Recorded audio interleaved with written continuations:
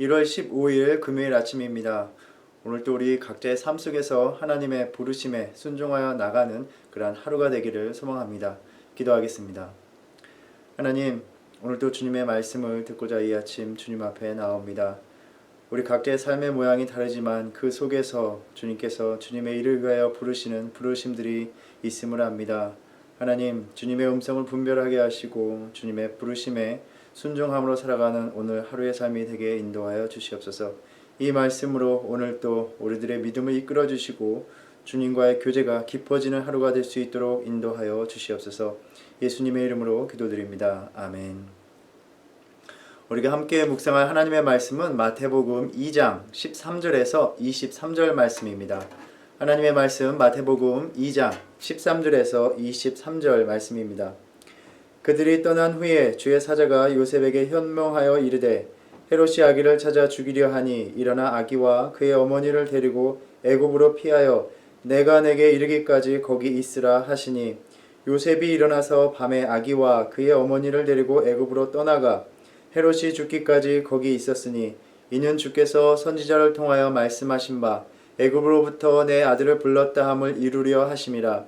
이에 헤롯이 박사들에게 속은 줄 알고 심히 노하여 사람을 보내어 베들레헴과 그 모든 지경 안에 있는 사내 아이를 박사들에게 자세히 알아본 그 때를 기준하여 2살부터 그 아래로 다 죽이니 이에 선지자 예레미야를 통하여 말씀하신 바 라마에서 슬퍼하며 크게 통곡하는 소리가 들리니 라헬이 그 자식을 위하여 애곡하는 것이라. 그가 자식이 없으므로 위로받기를 거절하였도다 함이 이루어졌느니라.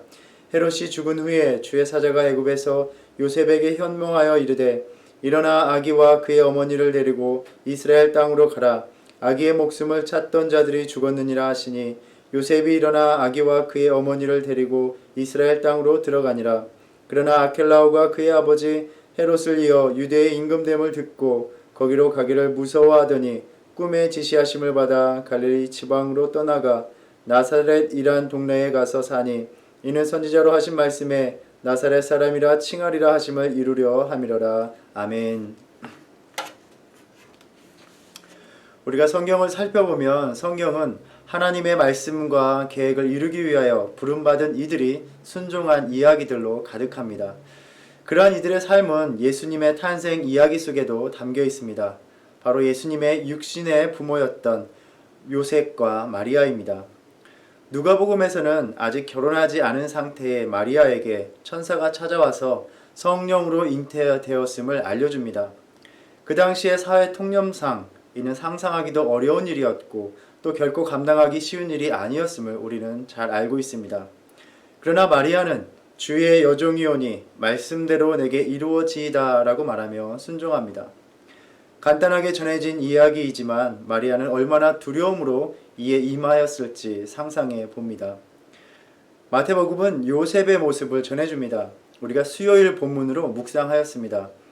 결혼을 약속하고 아직 동거하기 이전에, 즉 남녀의 관계를 맺기 전에 마리아가 잉태되었다는 것을 알게 됩니다. 당시 유대의 율법에 의하면 정혼을 하면 이미 법적으로 혼인의 효력을 갖기 때문에 남편과 아내라는 말이 사용될 수 있었습니다. 그래서 마태복음의 이야기를 읽어보면 천사가 요셉에게 나타나서 내 아내 마리아 데려오기를 두려워하지 말라라고 한 말에서도 이미 마리아는 요셉의 아내가 된 상태였습니다. 보통 이렇게 정혼한 후에 1년이 지나면 남자가 자기 집으로 그 여인을 데려와 동거하는 소위 결혼을 하게 됩니다. 마리아는 정혼의 단계에서 잉태가 된 것입니다. 성경은 남편 요셉은 의로운 사람이다 라고 말하면서 그는 이 일을 드러내지 아니하고 가만히 끊고자 하였다 라고 말합니다. 그가 의로운 것과 이 일을 드러내지 않는 것이 어떻게 연관이 되는 것인가 하는 그런 질문이 듭니다. 유대인에게 있어서 의롭다는 것은 율법대로 사는 것, 율법을 온전히 지키는 것을 말합니다. 율법에 의하면 마리아는 다른 남자의 아이를 임신했기 때문에 돌에 맞아 죽어야 합니다. 결혼을 앞둔 한 남자로서 마리아의 상황을 들었을 때 요셉은 좌절하고 분노했을 법합니다. 그럼에도 그는 이 일을 조용하게 덮으려 합니다. 엄밀하게 이야기하면 그는 율법대로 하지 않으려 합니다. 그럼에도 성경은 그가 의로운 사람이라고 말하고 있습니다. 요셉과 마리아 두 사람이 어떻게 얼마나 깊은 관계였는지는 모르겠지만 아마도 그는 마리아를 향한 사랑으로서 그 허물이 될 수 있는 그러한 일을 덮어주려고 하는 깊은 마음을 보게 됩니다. 그러니까 요셉은 그 당시 바리새인들이나 서기관들이 보여주었던 율법주의적으로 행하지 않고 율법의 본질인 사랑으로 행하려 한 것입니다. 바울은 사랑은 율법의 완성이다 라고 말하였습니다. 율법의 문자적 해석과 적용이 아니라 하나님께서 율법을 통해서 그 안에 담겨주셨던 우리에게 원하셨던 삶의 모습인 사랑으로 다른 이를 대하는 요셉이 진정 하나님 앞에 의로운 사람이었던 것입니다. 우리는 우리 자신이 다른 사람에게 의롭게 보이는 일에 관심이 있습니다. 그래서 다른 사람이 의롭지 못함을 증명함으로써 내 자신이 결백하고 의롭다는 것을 증명하려고 합니다.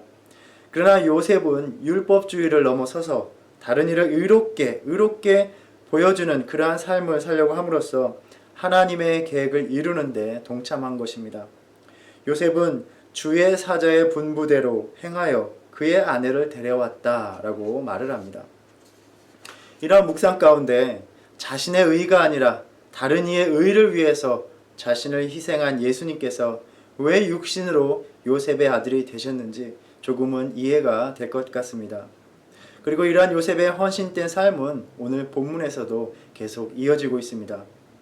동방 박사들이 마리아와 함께 있던 아기 예수에게 경배를 드렸습니다. 먼 동방의 제국에서 어쩌면 고귀한 신분이었던 이들이 와서 경배하며 아주 귀한 예물까지 바쳤습니다. 그러한 모습을 지켜보면서 인간적인 마음으로는 이제 탄생한 아기가 세상을 구원할 구세주가 되고 자신은 그의 육신의 아버지가 된다는 가슴 벅찬 감동과 감격이 있었을 것 같기도 합니다. 그러나 자신의 가족까지 죽이는 그런 잔인한 헤롯이 그 땅의 통치자였고 동방 박사들의 방문으로 그의 마음에 살기가 가득해지기 시작했습니다.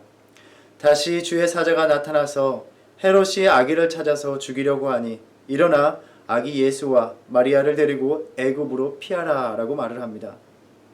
또다시 그들의 삶의 희생과 헌신과 순종이 요구됩니다. 우리는 이 성탄의 이야기를 생각하면서 하나님께서 예수를 보호하시려고 미리 애굽으로 피하게 하셔서 다행이다. 요셉과 마리아는 유아들이 살해되는 그 참상이 벌어지는 상황에서 무사하게 되었다라고 안심하는 마음으로 이야기를 읽을 수도 있을 것입니다. 어쩌면 우리는 그저 이 이야기를 즐기면 됩니다. 그러나 저는 이 말씀에 순종하여 애굽으로 떠나는 요셉의 가족의 모습을 생각하면서 가슴이 아려왔습니다.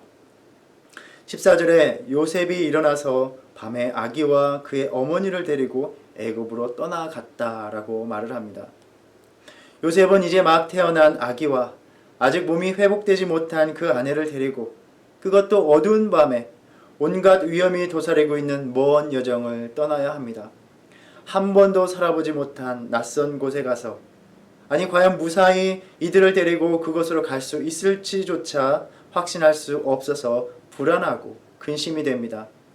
하나님께서는 결혼하기 전에는 잉태된 아내를 데려오라 하셨고 이제는 그 아기가 태어나자마자 먼 곳으로 떠나라고 말씀하십니다.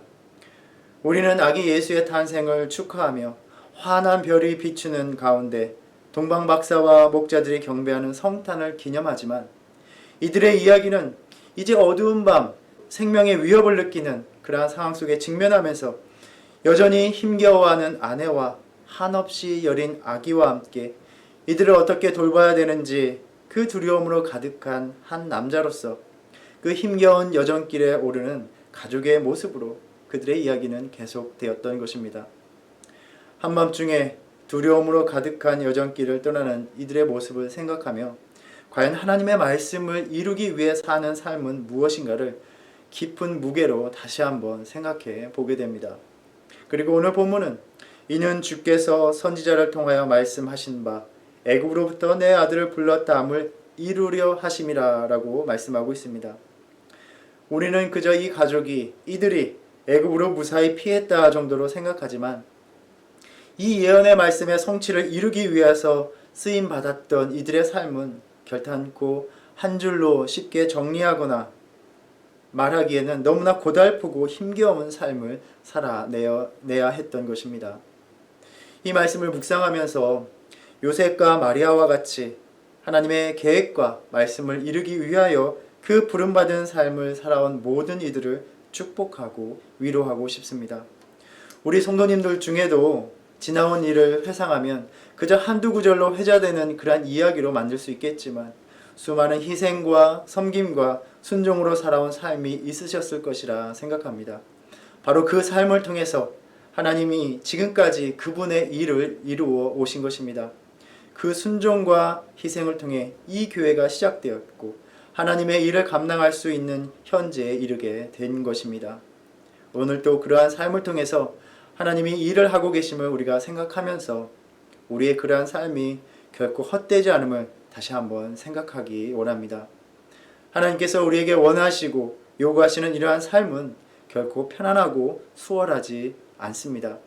그러나 요셉과 마리아를 통해서 온 인류를 구원하시는 그 계획이 이루어져 나갔듯이 우리를 통해서 구원을 베푸시는 하나님의 일에 우리가 믿음으로 순종하는 그러한 고귀한 믿음의 삶을 살아가기를 원합니다.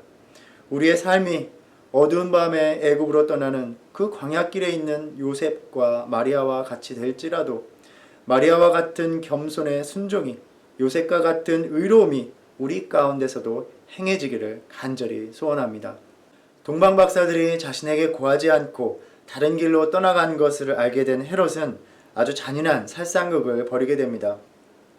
베들레헴과 그 지경에 있는 사내 아이를 2살부터 그 아래로 다 죽이라는 끔찍한 명령을 내립니다. 물론 당시에 베들레헴의 인구에 비해서 그리 많은 수의 아이들은 아니었겠지만 실로 끔찍하기 짝이 없는 현실이었습니다. 그리고 이는 선지자 예레미야를 통해 하신 말씀이 이루어진 것이다 라고 말합니다. 우리는 혹 이런 생각을 할지도 모르겠습니다. 아니 그럼 하나님의 말씀을 이루기 위해서 이러한 살상극이 일어나도록 하신 것인가? 이것도 하나님이 계획하신 것인가? 라는 질문이 들지도 모르겠습니다.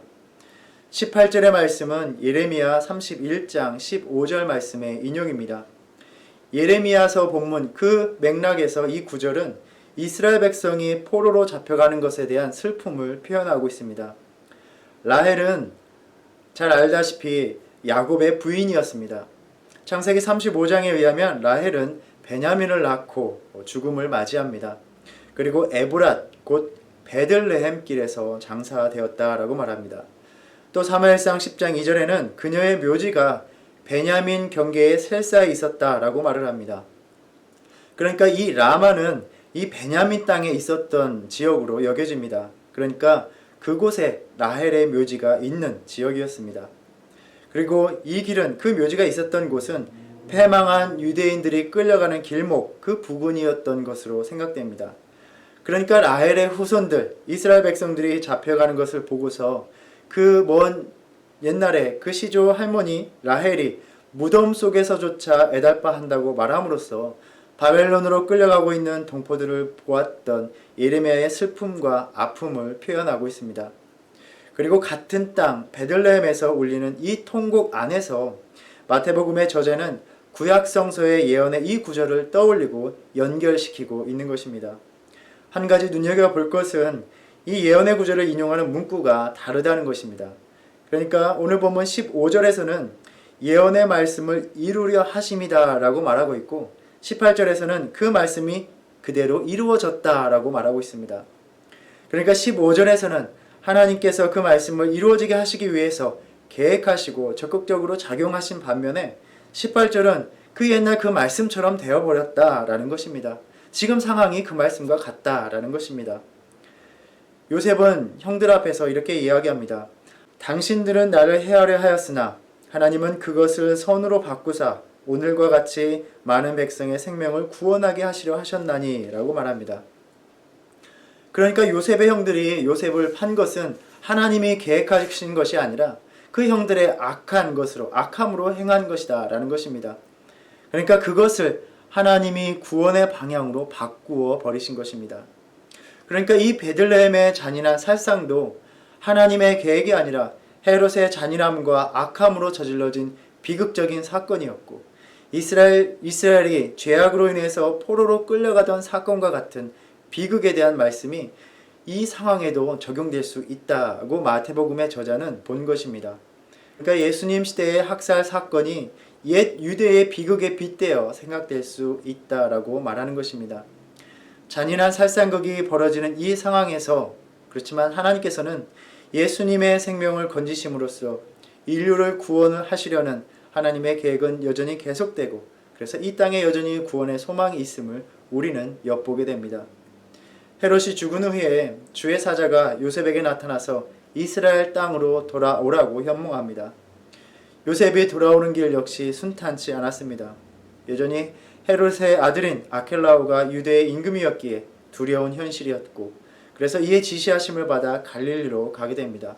거기에서 나사렛이란 동네에 사심으로 나사렛 사람이라 칭하심을 받았다고 말합니다. 이 본문에 대해서도 여러 가지 살펴볼 것이 있지만 예수님께서 나사렛 사람이라 칭함을 받은 것만 잠깐 묵상해 봅니다. 나사렛은 별 볼 일 없는 곳이었습니다. 도시라고 부르기에는 너무 미미해서 우리 한글 번역에도 동네라고 번역되어 있습니다.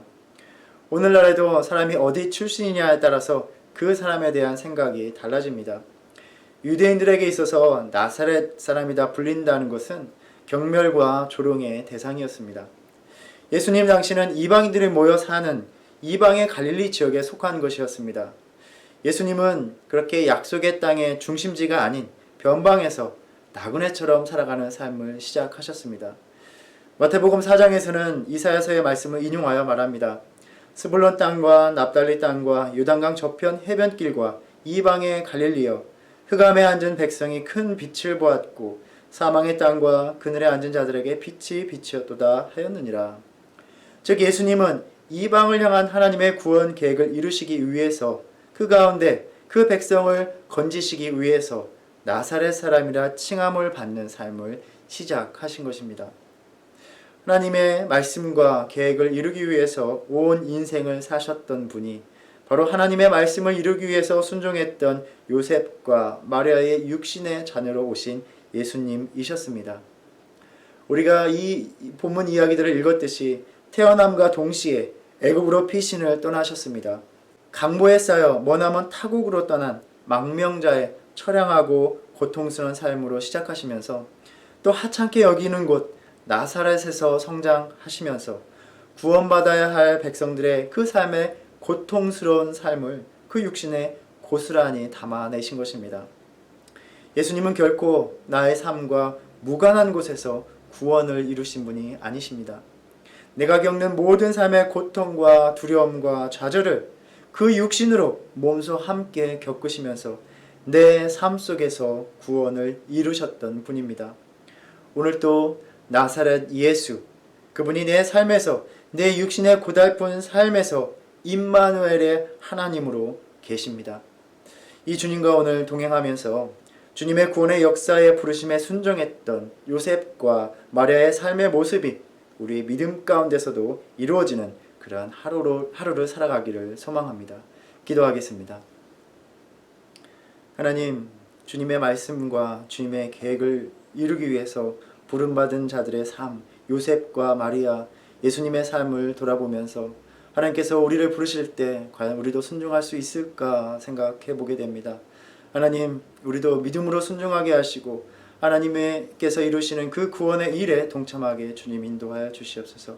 비록 그 삶이 고달프고 힘들지만 하나님을 통해서 이루어지는 구원에 우리가 기쁨으로 함께하게 하시고 오늘도 믿음으로 순종하며 나아가는 삶이 되게 주님 인도하여 주시옵소서.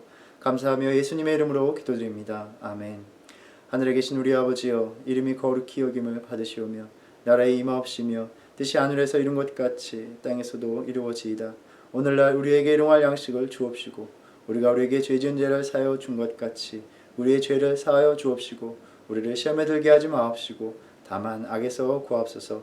나라와 권세와 영광이 아버지께 영원히 있사옵나이다. 아멘.